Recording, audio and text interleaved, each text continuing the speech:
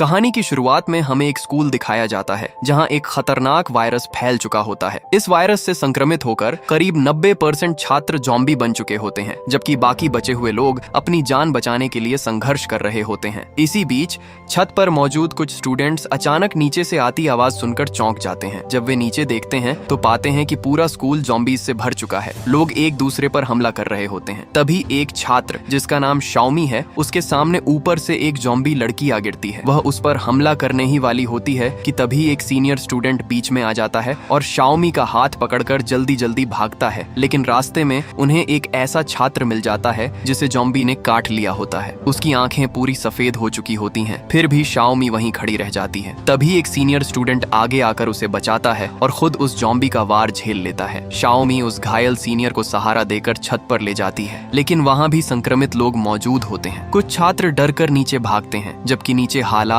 और भी खतरनाक होते हैं। एक टीचर सबको रोकने की कोशिश करता है, लेकिन देर हो चुकी होती है। मजबूरी में वो दरवाजा बंद करके फ्रिज से उसे रोक देता है। तभी छत पर मौजूद एक और ज़ॉम्बी लगभग एक लड़की को काट ही देता है, लेकिन टीचर समय रहते उसे मार देता है। खतरा अभी टला नहीं होता, क्योंकि वो सीनियर जो पहले काटा गया था अब बदलने लगता है। वो धीरे धीरे होश खो देता है और शाओमी की तरफ बढ़ता है। शाओमी जमीन से फावड़ा उठाती है और बिना हिचकिचाए उस पर वार कर देती है। अब पूरा स्कूल और पूरा द्वीप ज़ॉम्बी से भर चुका होता है। सिर्फ एक टीचर और 3 स्टूडेंट्स ही बचे होते हैं। वो छत पर बड़े बड़े अक्षरों में SOS लिखते हैं ताकि कोई रेस्क्यू टीम उन्हें देख सके। छत पर थोड़ी सब्जियां उग रही होती हैं, जिससे उनका कुछ दिन का खाना चल जाता है। लेकिन सिर्फ सब्जी से काम नहीं चलता, इसलिए शाओमी और जेन जी तय करते हैं कि वो नीचे कैंटीन से खाना जैसे चावल और मांस लेकर आएंगे। दोनों सावधानी से नीचे जाते हैं। वहाँ कुछ ज़ॉम्बी घूम रहे होते हैं। जेन जी पहले से लाया हुआ बास्केटबॉल निकालता है और दोनों अलग अलग तरफ फेंक कर ज़ॉम्बी का ध्यान भटका देते हैं। जैसे ही रास्ता साफ होता है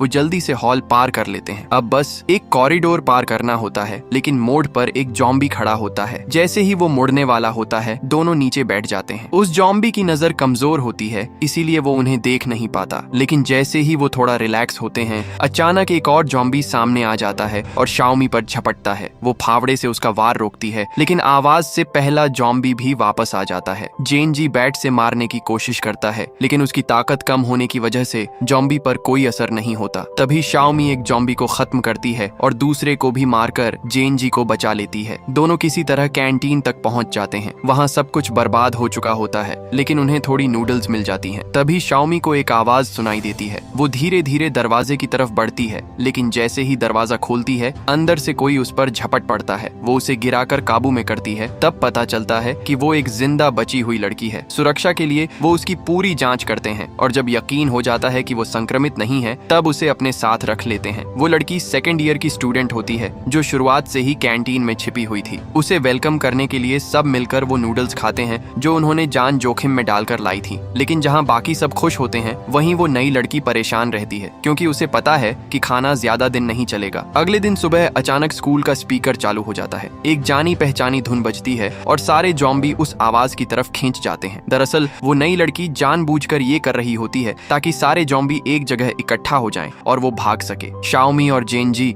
जल्दी से जाकर म्यूजिक बंद करते हैं, लेकिन तब तक वो लड़की निकलने की कोशिश कर रही होती है। उसे एक कार की चाबी मिल जाती है, लेकिन कार नहीं मिलती। आखिर में वो दोनों एक वैन पर चढ़ जाते हैं, लेकिन तुरंत ही ज़ॉम्बी उन्हें चारों तरफ से घेर लेते हैं। ये देखकर उस लड़की को वायरस फैलने का पहला दिन याद आ जाता है, जब उसने अपने दोस्तों को ज़ॉम्बी के हाथों मरते देखा था। उधर शाओमी दूर से आवाज करके ज़ॉम्बी का ध्यान हटाने की कोशिश करती है, लेकिन कोई फायदा नहीं होता। हालात बहुत खराब हो जाते हैं और तभी जेन जी एक बार फिर ब्रॉडकास्ट रूम की तरफ भागता है। जेन जी इस बार एक गाना चलाता है, मैं हूँ यूनान का, और उसकी आवाज सुनकर सारे ज़ॉम्बी उस तरफ खींच जाते हैं। मौका देखकर वो दोनों लड़की जूनियर को लेकर वैन से कूदते हैं और तीनों किसी तरह ज़ॉम्बी के बीच से निकलकर वापस अपने सुरक्षित ठिकाने पर पहुंच जाते हैं। हालांकि वो इस बार बच जाते हैं, लेकिन अब खाने पीने का सामान बहुत कम बचा होता है, इसलिए उन्हें मजबूरी में स्कूल के स्टोर रूम तक जाना पड़ता है। दोनों सबसे मजबूत बच्चे मिलकर टीम बनाते हैं और जॉम्बी से भरे कॉरिडोर में घुस जाते हैं। ये उनकी पहली टीम अप होती है, लेकिन उनकी समझदारी और तालमेल इतना जबरदस्त होता है कि वो जल्दी ही सारे जॉम्बी खत्म कर देते हैं। उनकी मेहनत रंग लाती है। स्टोर रूम में ढेर सारा सामान मिलता है, खाने पीने से लेकर रोजमर्रा की चीजें, सब कुछ इतना होता है कि सालों तक काम चल सकता है। सब खुश होकर सामान उठाने लगते हैं। तभी अचानक एक जॉम्बी सामने आ जाता है। शाओमी जैसे ही उसे मारने जाती है, उसे पता चलता है कि वो उनका वही सीनियर है जो पहले मरा नहीं था। उसकी यादें सामने आ जाती हैं और क्योंकि शाओमी उसे पसंद करती थी, वो एक पल के लिए रुक जाती है। लेकिन वो सीनियर अब ज़ॉम्बी बन चुका होता है। वो बिना रुके उस पर हमला कर देता है। तभी जेन जी फायर एक्सटिंग्विशर से उसे बार बार मारकर खत्म कर देता है। अब उनके पास काफी सामान होता है, तो धीरे धीरे उनकी जिंदगी थोड़ी नॉर्मल होने लगती है। वो छत पर सब्जियां उगाते हैं, खेलते हैं, मस्ती करते हैं, रात में साथ बैठकर तारे देखते हैं, जैसे थोड़ी देर के लिए सब ठीक हो गया हो। लेकिन ये खुशी ज्यादा देर नहीं टिकती। एक दिन अचानक फायर अलार्म बजने लगता है। तेज आवाज पूरे स्कूल में गूंजती है और सारे जॉम्बी फिर एक्टिव हो जाते हैं। जब वो नीचे जाकर देखते हैं तो पता चलता है कि एक जॉम्बी खुद को आग लगाकर मर रहा था, जिससे अलार्म बज गया। अचानक जॉम्बी की भीड़ दरवाजे तोड़कर अंदर घुस आती है। अफरा तफरी में सब अलग अलग हो जाते हैं।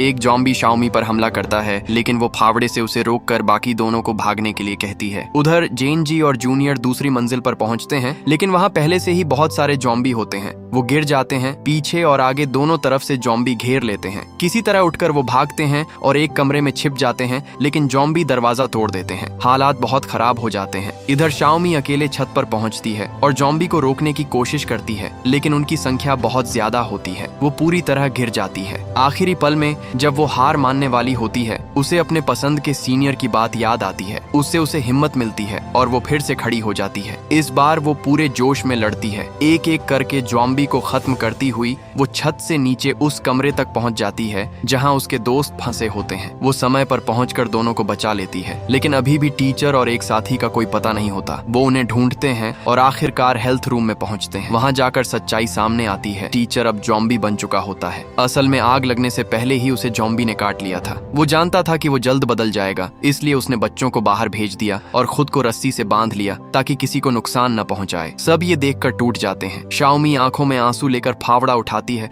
और टीचर को आखिरी बार मारकर उसे मुक्ति देती है। आखिर में सभी जॉम्बी खत्म हो जाते हैं। बचे हुए चारों लोग स्कूल को आखिरी बार सलाम करते हैं, गाड़ी में बैठते हैं और एक नए सुरक्षित ठिकाने की तलाश में वहां से निकल जाते हैं। और यहीं ये कहानी समाप्त होती है।